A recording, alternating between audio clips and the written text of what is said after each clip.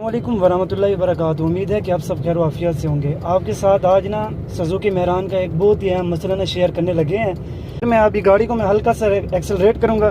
ये मैंने एक्सेलरेट कर दिया, ये एक्सीलेटर मैंने छोड़ा है। ये देखें कैसा झटका लगा ज़ोर से।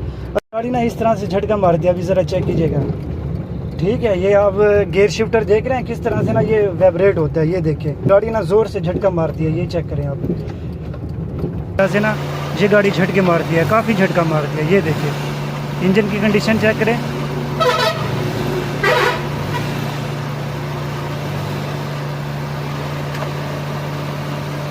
ये इसका फाउंडेशन देख रहे हैं आप, ये फाउंडेशन ना वाइब्रेट कर रहा है। ये ना अंदर से टूट गया दरमियान में से, जिसकी वजह से ना गाड़ी झटका भी मारती है, ठीक है। ये इसका जो फाउंडेशन है ना ये ब्रेक हो गया है।